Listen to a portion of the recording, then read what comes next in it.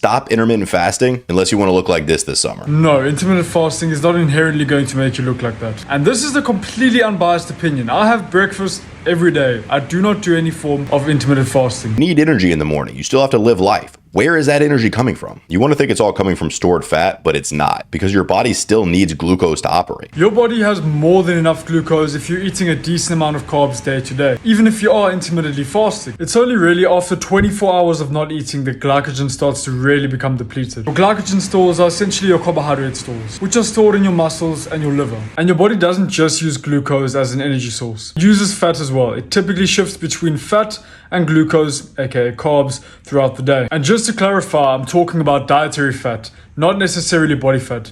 Body fat only gets used as energy when you eat in a caloric deficit, which means it's going to make it in the liver. But if you're not consuming that many carbs, he is right in saying it will be made in the liver through the process of gluconeogenesis, whereby excess proteins and fats are used to make carbohydrates. And guess what hormone is going to signal that to happen? Cortisol. For anyone that doesn't know, that's your stress hormone. And that may sound scary, but it's completely normal for your cortisol levels to be a bit higher at certain times in the day. Hormonal fluctuations are completely normal. Since you're not eating in the morning, your body's going to turn down its energy demands, which is going to turn down your metabolism, which then is counterproductive to your weight loss progress. The science has clearly shown it doesn't matter if you have 1 meal a day or 5 meals a day.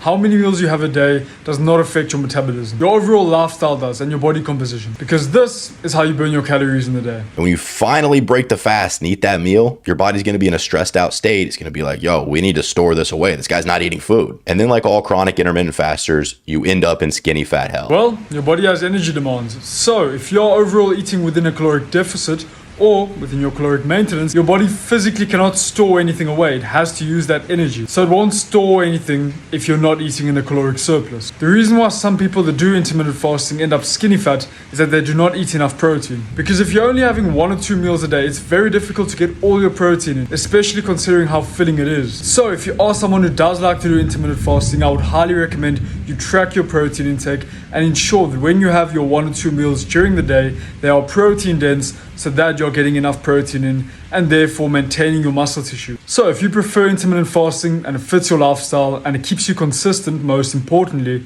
then go for it. It's not going to stop you from losing fat or cause you to look skinny fat. Like I always say, at the end of the day, what's most important is your total daily caloric intake and your macronutrients. Specifically in this case, protein. If you're a less active individual, you want to be aiming for 1.2 to 1.6 grams per kg of body weight. And if you're more active, 1.6 grams to 2.2 grams per kg of body weight. And once again, this is a completely unbiased opinion. I don't fast in any way, shape or form. This is just looking at the facts for what they are.